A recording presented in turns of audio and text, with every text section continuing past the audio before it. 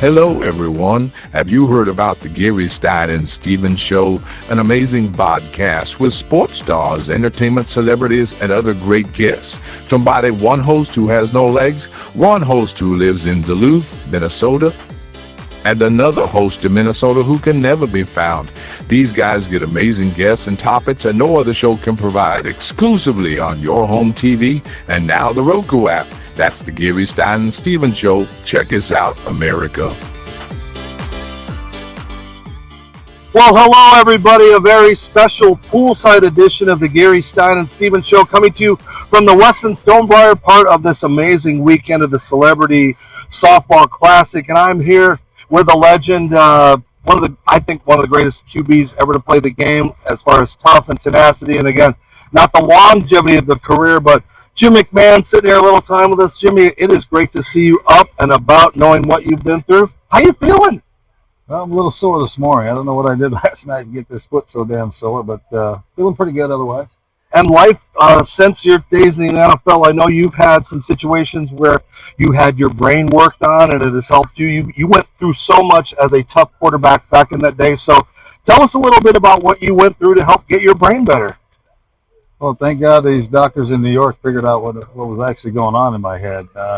They called me. I did a Sports Illustrated, I think, in 2012, and had a big article about what was going on. And they actually contacted me and said, hey, if you come to New York, we think we can help. And so I got on a plane, went back to see these guys, and they sat me in their office and explained what they thought was happening. And then they put me in a CAT scan, and it proved their hypothesis. So, they do an adjustment. It's not a manual thing. It's actually a machine that they put behind my.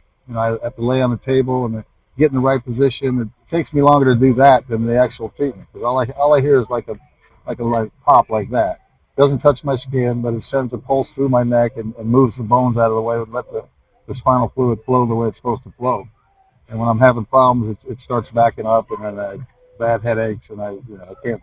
I'm basically a vegetable until I go get it fixed again. So, but at least I understand what's happening now. I've had a lot of teammates that didn't understand what was going on, and they end up taking their own lives because of it.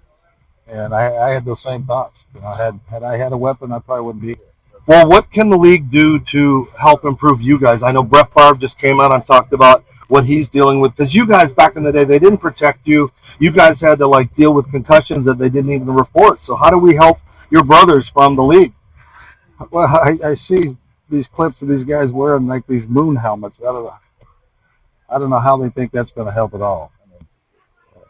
When this is a violent game, and when people collide, their brain is going to slam into the side of their head. There's nothing they can do. No helmet's going to help that. I understand what they're trying to do, but it's just, it's kind of funny actually to see those guys with those things on their head like it's going to help. But I think what they could do is just keep all these guys, when they retire, keep them on their insurance plan. I mean, it doesn't cost them an extra dime. It's a group plan, and it's. And you guys gave so much to the league. You want the league to give back for what you sacrificed on the field. There's no doubt about it. They could at least help out that way, but hopefully they'll get it squared away soon. And you talked about the mental aspect, but again, your wheels, your ankles, everything like that, it's taken its toll, and you every day you deal with these issues that you got because you played football. No doubt. I mean, this foot has been 3 years of hell.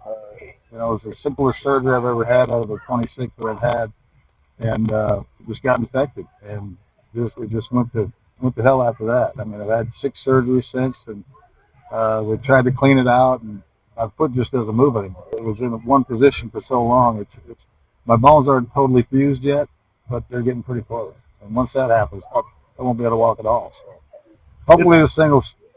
Well, I keep breaking up scar tissue every day. You can hear it cracking and popping, and I just got to get some more mobility in the foot. And you're still playing golf and still out there. I see the fans around you again. You have this legacy, and I know you want to get out and still sign autographs and take pictures. I mean, it is still Jim McMahon when I see you in public. Well, I can't change who I am. I mean, I still like to go have some fun and meet people, and get to come to places like this here in Dallas and have a good couple days. I wish I could play in the softball game tonight. I miss playing baseball. That was my love, and any chance that I can get to go out and play again, I'd like to do it. And I don't think a lot of people realize you were kind of like a Deion Sanders back in the day, because you started at BYU wanting to both play baseball and football. So tell us a little bit about how that transition started. You were playing baseball, but you had to walk away. Yeah, I got to played about 8 games my freshman year. BYU said, there was 2 schools that said I could play both sports, BYU and Nevada, Las Vegas. Of course, I wanted to go to Vegas, have fun. My dad said no, so I ended up at BYU. But they said I could play baseball, but I couldn't get out of spring football practice. So I played a game of a doubleheader. I was playing in the outfield and throwing the ball from the outfield and the pockets, 2 totally different things. And I was starting to have some arm problems, and so after about 8 games, I'd play a game and run down this big hill, change uniforms, go to football practice, and throw the ball for 3 hours. I just couldn't do it anymore, and since football was my scholarship, I had to give baseball up. But it was your favorite, and you were probably better at baseball, right? I thought I was a better baseball player. Yeah, I love the game. I always have, and I still like to watch it. I only watch in the playoffs now. I didn't play so many games, but the playoffs have been awesome the last 10 years that I've been watching. I miss playing it. Can you believe we're almost next year? We're going to be 40 years since you guys did and became one of the greatest teams in the history of football. Well, I can believe it because my daughter's 41 now. So I know it's been a long time. She was just barely born. She was born in '83 actually, and then my son was born in '84, and then my other 2 kids weren't even born yet. So all they remember is my years with the Packers, because that's when I ended up, and that's all they could remember. It was so small. What are your memories of that team? I mean, very special, and we continue to watch more and more of your brothers get into the Hall of Fame. I mean, that was a very special team with Coach Ditka and everybody that was a part of that. Yeah, we had some very unique characters on that team. We were a good football team, really good football team. We had a good 5-year run. We were probably the best team in the league for 5 straight years, and just didn't do well in the playoffs. Went to 3 NFC championships in 5 years and only won 1 of them. So, and we lost 2 of them, or 1 of them at home, which was really bothered everybody. You work all year to get home field advantage, and then you lay an egg in the playoff. It sucks, but nobody really wanted to play us back then. That's for sure. And you did enough, I think, to be in the Hall of Fame. Do you think not having 1 or 2 of those championships might have hurt that kind of a move into the Hall? Oh, there's no doubt. Had I been to 2 or 3 more Super Bowls, yeah, I might get in. But it's all about stats these days, and my stats were not. We didn't throw the ball for one, and I missed a lot of games due to injury and stuff like that. But I was proud of my winning percentage. I won a lot of games, a lot more than I lost, and we'll see. I doubt if it'll ever happen, but I know what I meant to that team, and they know what I meant to that team. So I think I helped them get over the hump, because Chicago was always known for their defense. They didn't really care about offense, and that's how it was when I was there. We had Walter Payton, and we used him and overused him, I thought. But I would have loved to throw him the ball more than just handed it off. But that was Mike Ditka in his way. So, but we had a lot of fun, man. We won a lot of games, but we had a great time doing it. A lot of great people on that team, and a lot of characters.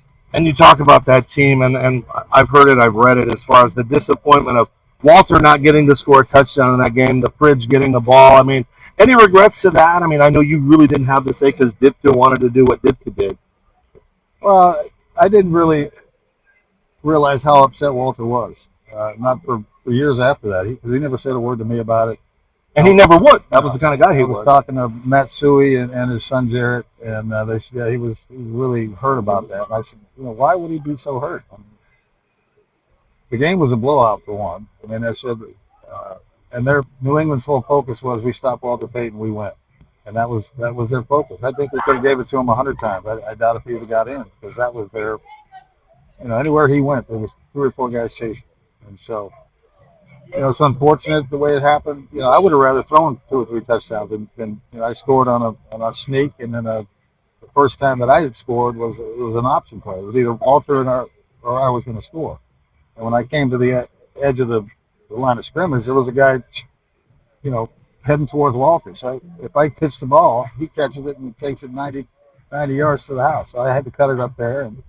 But we thought there would be plenty more opportunity. We came in at halftime saying, "Hey, let's put 100 on these guys." And Ditka was, yeah, let's do it. And then by the end of, I think the middle of the third quarter, all the starters were out. So, but it was a good win for us. And you got the ring, right? Yeah, got one. Where is that thing? It's probably in my safe. You break it out ever? Or No, not? actually, my daughter just gave me my two. I moved about a year and a half ago, and so she had a bunch of my stuff, and she actually gave me back my rings a couple weeks ago. I think I just put them in the safe. I don't wear them. Too gaudy. Yeah, they're big. Unless Like you're the gonna get in a rings fight, I got that's the for only this, time you want to wear them. the softball rings that Tim Plund has made. I mean, they'll put that to shame, your Super Bowl Oh, rings, yeah. right? Some of these rings are just incredible. How you can even keep your hand up. That stuff pretty heavy. Someone to hold it. So, yeah. Hey, we got a very special. We're sitting here with Jim McMahon poolside on Gary Stein and Stevens. When we come back, we'll dive into a little more about Jimmy's life. It's an amazing life. Stay with us. You're watching Gary Stein and Stevens. I'm Matthew.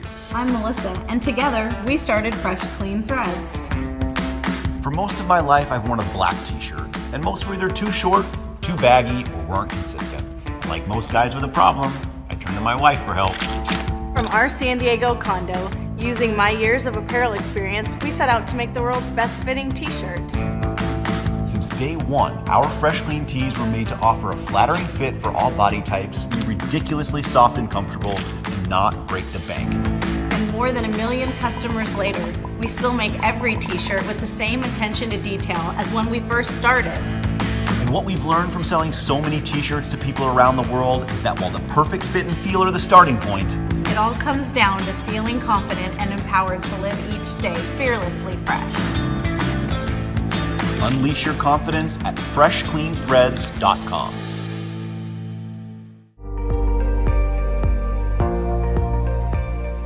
Hi, this is Kathy Ireland. So excited to share with you today our incredible Kathy Ireland Nutrition Supplement Powders by Amoxi. We have a beautiful array of powders to help you live a happier, healthier lifestyle. Our focus is on bringing families a nutritious option to complement your daily routine. With Collagen Plus, you'll see improvements in your hair, nails, joints, and bones, as well as skin elasticity and hydration. Immunity Support uses our proprietary green blends, antioxidant powder, and digestive support fiber to give your immune system a powerful boost. Golden Oat Milk is dairy-free and uses a recipe of turmeric and ginger, coconut milk, and our mushroom blend to give you more of an energy boost without the crash of coffee. And with Super Greens, we have a probiotic and digestive enzyme blend along with fruits, veggies, and 9 types of greens to help support healthy gut. Please experience the difference of Amoxi supplements. Let's get healthier together. Thank you.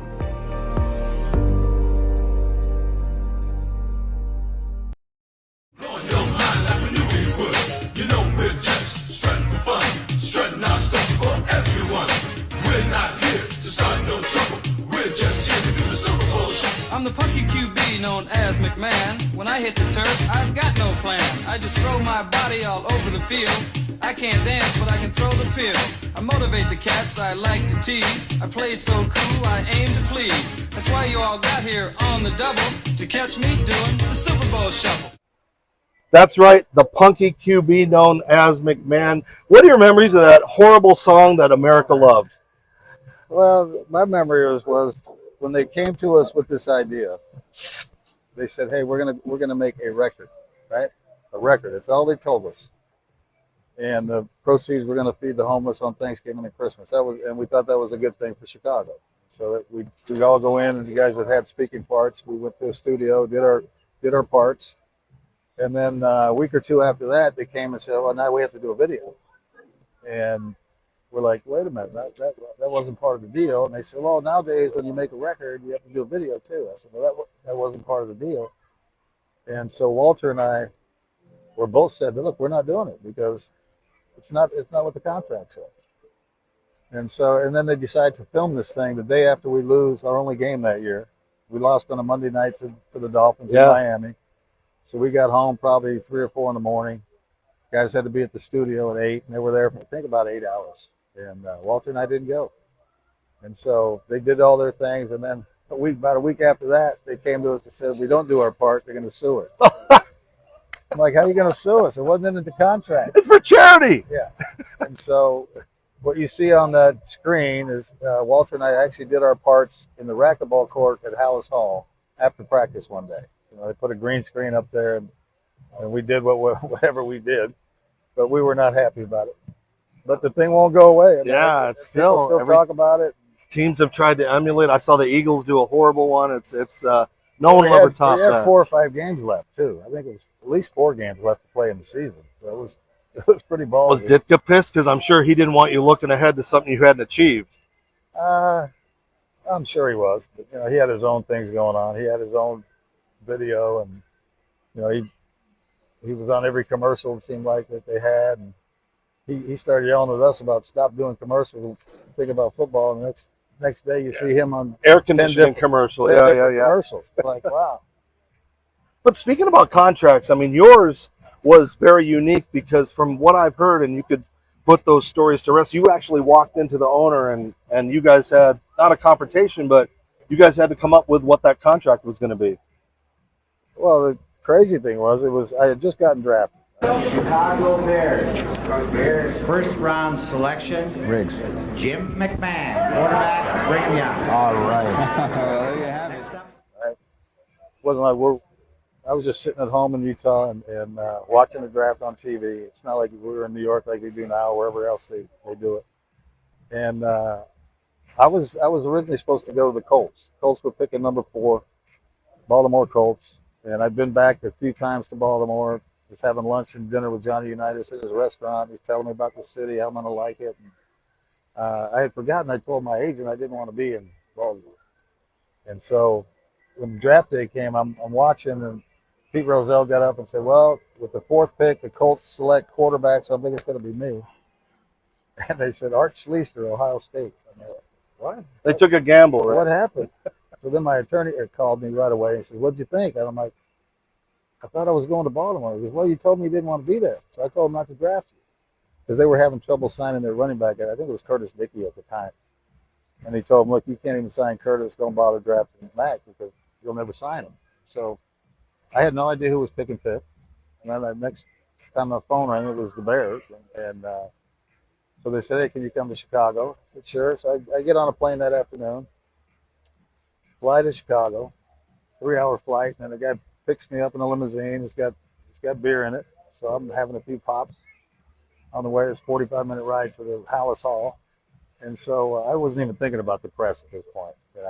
I said I was tired from the flight, so I had a few pops, and then as we pull up to Halas Hall, there was still a couple of beers left on the string, so I took them with me. And as soon as I got out of the limo, the press was like right there. I'm like, oh shit!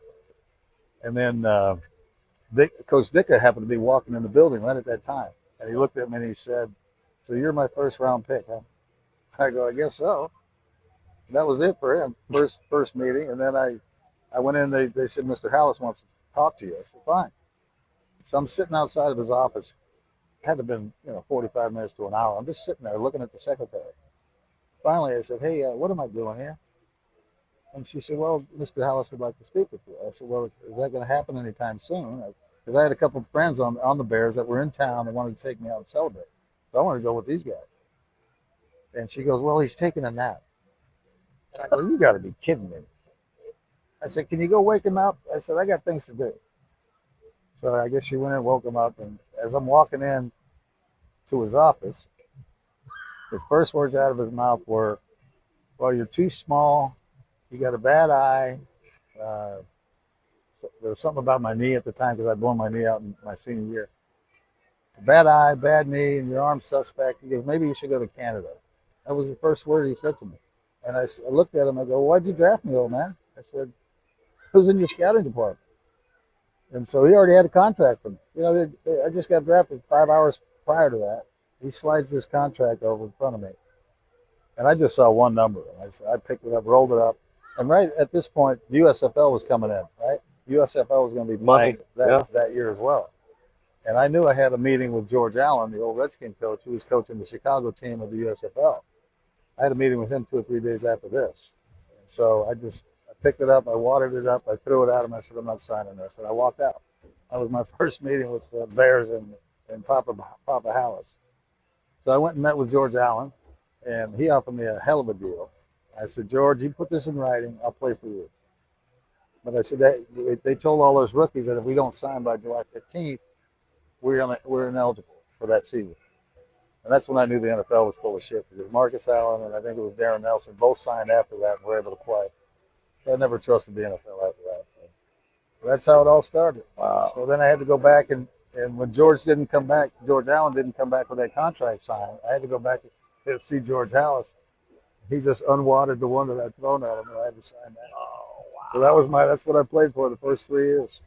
And it was supposed to be 100,000, 150, 190, I think, which I had played for. And the first year we had a strike. Yeah, they had the scabs. I made 50 grand, so you take home 35,000. I'm like, shit, I could have worked at McDonald's. I got my ass beat. But yeah, it was not a fun start there in Chicago. Well, Jim, when you watch the game today, and I know we can't change our paths, but would your style have been the same? You obviously probably would have been healthier because they protect the quarterback. Some say too much. I mean, what would that have been like in this day and age for you? Oh, it'd been great knowing they can't hit you in the knees or in the head or anything else. They were able to take 2 or 3 steps and still pound you after you let go of the ball back then. And nowadays you can't even, if you go by them too fast, you get a flag for wind burn, I guess. But it's probably would have lasted. I probably wouldn't feel like I feel right now. But and they're throwing the ball a lot more now. That would have been great for me. That's all I did in college was throw it. Hey Jim, Troy Gary here in London. I want you to talk about that BYU Holiday Bowl win over SMU. Craig James, he also is a Celebrity Softball Classic alumni. So tell us about that game. Well, as far as the bowl game is concerned, that was one of those nights. Everything had to go perfectly right for us to win that game. We're down 20 points with less than 3 minutes to go. So to be able to come back and win that one, that was kind of fun. The other ones are just, it wasn't like they were last second, wins. There was plenty of time on the clock and be able to do things. But I was never afraid of those situations. I mean, what's the worst that can happen? You're going to lose. Right? So I just remember one Monday night, Al Michaels, and you against the Vikings and for the Vikings. Just that. I mean, when all that hits, when Willie Gault and all these things are just, you just felt it in those moments. Oh, there's no doubt. I mean, I didn't really feel anything that night. I had so many muscle relaxers and painkillers in me, and they'd shot my shoulder, and I also had a turf burn that I got week 1, and that was infected. So my left calf looked like I had elephantitis. And I wasn't in the best of condition to be out there, but if there's any chance that I can walk on the field and play, I'm gonna play. And I had to get in his face a bunch in the first half. Because he said, "You're not playing. Leave me alone." I kept saying, "Look, we're losing, man. We're gonna lose. You better put me in." And to this day, I know the only reason he did is to get me out of his face. I was bugging the hell out of him. What are your memories of Coach Ditka? I mean, we see the gruff guy on the outside. What are some of your memories of Coach Ditka? Well, I think what he did well when he first got there. I mean, he cleaned house. I mean, we had 8, 9-year veterans that were starters that we just cut. He said, "Hey, you guys aren't going to work. You're not going to be here." And so he got the guys that he wanted, and he was tough on us. We played 4 games a week, basically. Wednesday, Thursday, Friday was like game day. Everything was live. I remember Buddy Ryan used to tell his defense, "Don't hit 34, don't hit number 9." They'd still whack me out every chance they could. But, those were very intense practices. And then, once all that was done, then we get on the goal line and have to run 100-yard sprints until he got tired of blowing the whistle. So I would have loved to play with Mike because he was a great football player. He played the game hard, hell of a tight end. But that's how he called plays, like a tight end, too. So we were getting a lot of arguments about his play calling. I said, "Mike, just put 10 guys in you like and leave me alone. We'll be fine." But he wanted to be in control of everything. So. But yeah, it was interesting, and then after we won, it just kind of I thought it went kind of downhill. He started saying things like, "We win because I'm a great coach." I'm like, we had the best players in the league at the time, and we were young. I think we were the youngest team at the time to win the Super Bowl. And we should have been there a few more times. And you watch your teammates. I mean, we lost Walter way too early. We were watching another of your teammates who just got into Hall of Fame who couldn't be there. I mean, how tough is that to see all of you physical specimens aging? But again, the game caused that. Yeah, my old lineman guy, Keith Van Horn, is another guy who's really suffering. He has no feeling from his knees down. This guy's 6'7". He's probably close to 400 pounds now. I mean, he's huge, but he just can't move. And a lot of these guys are in the same situation. It's tough. I mean, this game it's hard on you, hard on the body, especially when you start getting older. But that's life, Everybody's going to get old. And not everybody has that kind of pain, though. Well, I'm glad you're here, and it's been great spending some time with you. Do you watch the game much? Are you a fan of certain players or anything, or that I'm not remind you of you or anything? I'm not a big fan of the game anymore. I just when they started kneeling down a few years back, that turned a lot of people off. And what these guys are making now. I went through 2 strikes, so they can make what they're making now, and they don't really help the old guys out. So I'm not too interested. I keep up with guys that I know still in the league, coaching in the league. Andy Reid, of course, who's done a hell of a job in KC. Wherever he's gone, he's been a great coach. Andy was my tackle back in college. I've known him since late 70s. And always been a great guy. Ron Rivera, I don't know if he's coaching this year, but he was coaching quite a bit. Leslie Frazier, I think, is still in the league coaching. So I keep up to see how those guys are doing. But as far as sitting there watching the game, I can't do it. Unless we're sitting at a bar and that's all they got on TV. Well, it has been great to spend a little time with you, and I'm so glad you're in my home state of Arizona, so you can enjoy the weather. It's probably good for your body. And yeah, I love it. Is life okay for you? Yeah. I mean, I just had my 7th grandkid, so that's doing well.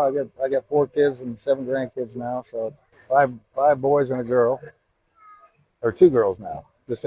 My youngest just had a baby girl, so that's our 2nd girl in the family. And then, I get to do events like this. I travel, probably 200 or 300 days a year.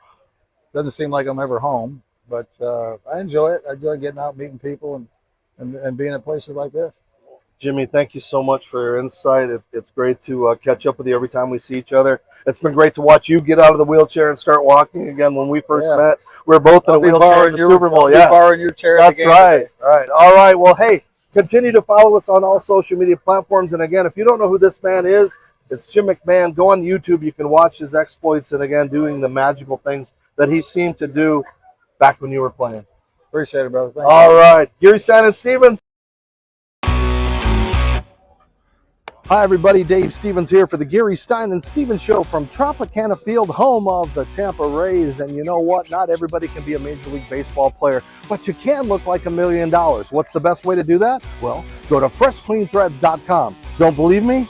That's right, you can look professional, feel good, and not spend a lot of money by wearing Fresh Clean Threads. They have amazing shirts. They've got Henleys and polos, long sleeves, and even bomber jackets. And if you like them, you can save some money by typing in the show code GSS Show from the Gary Stein and Stevens Show to save 20% off. So if you can't be a major leaguer and you want to dress like one, well, go to freshcleanthreads.com. That's freshcleanthreads.com. Tell them Dave sent you. Use that code GSS Show.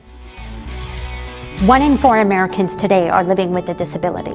I'm one of them. People with disabilities are extremely talented, resilient problem solvers that have so much to offer. And we've got a trusted ally on our side, an organization we can rely on. Easter Seals. Easter Seals is leading the way to full equity, inclusion, and access to healthcare, employment, and education for people with disabilities, families, and communities. That's my Easter Seals. Make it yours. Welcome back to the Gary Stein and Stevens Show. And while I was talking to Jim McMahon, Troy and Will, they've been all over the place. In fact, Troy was in London, and then he and Will ended up in Los Angeles last week to see the Vikings lose to the Rams. But they had some fun at the pregame talking to some fans out there at the Rams-Vikings game. I'm back at SoFi Stadium with another Rams fan. First, introduce yourself. Hi, I'm Jim Mulholland from Maui, Hawaii, season ticket holder, Rams enthusiast. Awesome. And a big game today. You got Puka Nacua back and Cooper Kupp. What kind of score prediction do you think you got today? We have an upset on the horizon right now. 27-25 Rams. Okay, you heard it first from Maui Jim. 27-25 in an upset. Rams got the receiving cornerback, so this is going to be a great game. Anything else you want to add? Go Rams! All right, go Rams. I have Angela from the Bay Area. What's your prediction for the game? Well, my prediction for today is Vikings are going to win 21-7, baby. Skol! You heard it here first. Angela from the Bay Area predicts 21-7. Back to you. Gary Stein and Stevens Show back at SoFi Stadium over the care of a couple more Vikings fans. Where are you? What's your name and where are you from? Eugene Pancakes. I'm from New Jersey. You know, I'm out here in LA just trying to have a good time. Skol, baby. And what's your name? I'm Marlon. I'm from Arizona. Okay, and you got a score prediction for us today? I think it's going to be 23-17. Vikings win it. How about you? I think it's going to be 7-23. All right, we have a couple more Vikings wins here. That's 3 in a row. So back to you, Dave. Sorry, man. I had to get crazy. No, that's awesome. Thank you, man. God bless you, bro. And we're back. We got a Rams fan on the other end with us. A Rams season ticket holder. What do you think the score is going to be today? All I want is a W. All we have to win is by 1. And I want a good game. That's about it. So, yeah. And we need to keep everybody healthy. It's still early in the season. Vikings have a great team. The Rams have a lot of injuries that turn the season around. And one injury could turn the whole season around, obviously. But you guys are doing good. But you're coming off your first loss last week. So you guys are going to be fired up this week. But we'll see how the Rams perform. We get Cooper Kupp back today, so that helps us a lot. And apparently Puka Nakua's coming back today, too. That's what I'm hearing. I'm hearing that, too. This is a big game for the Rams. We're hearing rumors if the Rams lose, Cooper Kupp might be traded, possibly the Steelers. We don't know. But this is a big game for both teams. Thank you. Back to you. All right, those two guys, they are crazy, and that's what we do on the Gary Stein and Stevens Show. Thank you guys for your support and watching everything that we do on your home TV and, of course, the Roku app. And follow us on all platforms, Gary Stein and Stevens on YouTube, Facebook, Instagram, and all those things. So until next time, America, we'll see you later. I'm Dave Stevens.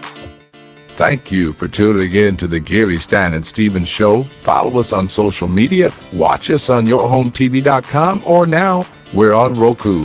Download it and watch us. And thanks for tuning in. Until next time, America.